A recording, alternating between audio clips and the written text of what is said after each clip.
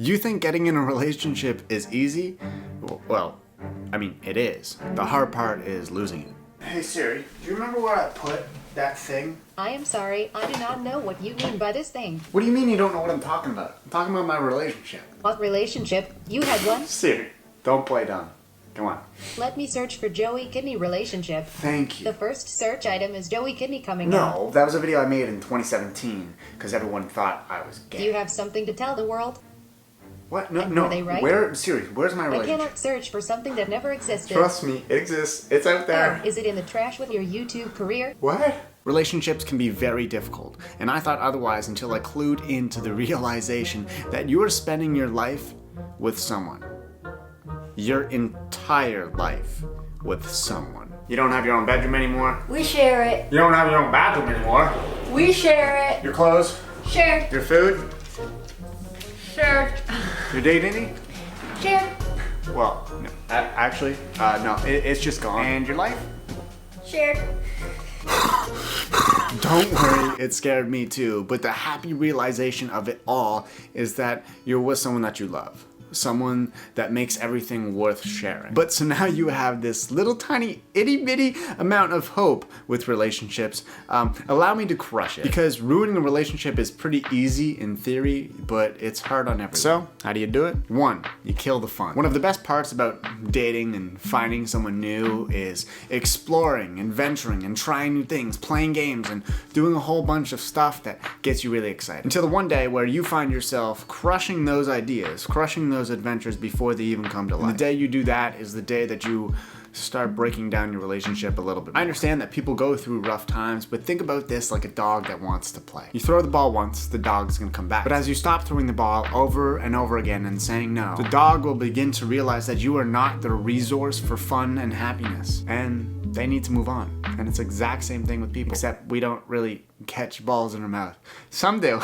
And on to number 2, which is when you stopped arguing. I know right off the bat you think that arguing in relationships can be a bad thing. And obviously it very well can be, but there's also a bright side to it. Because the reason arguing happens on both sides is because you both care about a situation. So the day you stop defending what you like, your opinions, your morals, your values, is the day you stop trying. Having that conversation, raising your voices, and having that guilt trip after this big fight and feeling bad. Well, if you don't feel that, then I think you've been long gone out of this relationship for a while. And 3, you started to just try and impress them. This one seems like a good thing, right? Don't worry, I'm gonna ruin it. Impressing somebody is a great thing, but what do you do when you have the person? When you have accomplished your goal of loving someone and getting that person to love you. After all these special first dates, these surprises, these amazing adventures with this person, trying to get somebody to fall in love with you, you finally did.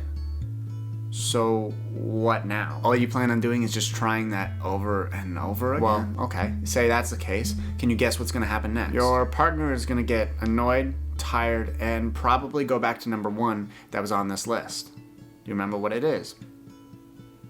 They're gonna kill the fun, which sounds like a vicious cycle from 1 to 2 to 3, but the way to stop it is pretty cheesy, and is simply to just be you. Your partner fell in love with you for who you are. Yes, you did impress them, but the first impression wasn't about how smooth you were. It's everything about who you are. And by constantly trying to be someone you're not and try to impress them, well, you're pushing them further and further away from the person that you actually are. So I guess what I'm trying to say is, in order to ruin a relationship, you basically have to have moved on yourself and changed everything of who you are. And listen up, that doesn't always mean it's a bad thing. Ending relationships and moving on isn't always bad. Sometimes it's the best and the most important step into finding someone that you will love in the future. Or finding yourself, finding a happier you. Yes, they require work, but all you really need to do is to stay you, stay beautiful, and you're gonna do just fine. Just please, never stop loving. Thank you guys so much for watching. If you're new here, make sure you go down there, hit the subscribe button, and turn on the bell notifications. My name is Joey Kidney. You can follow me on Instagram and all my socials down below, as well as my podcast called The Happy Times. And if you want to get any merch, you can go to stayu.ca. We have lots of stuff coming up. Anyways, thank you very much for watching, and I'll talk to you guys next time. Bye. Or we share that. Yeah.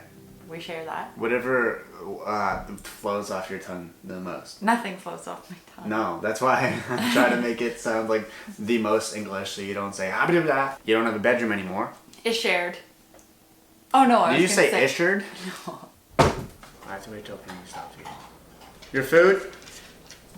Shared. Your dignity? Shared. That was the slowest. You're trying to be like, you're playing the role of the overexcited girlfriend. Your dignity? Shared. Well, no. Actually, no. It's just gone. That's good.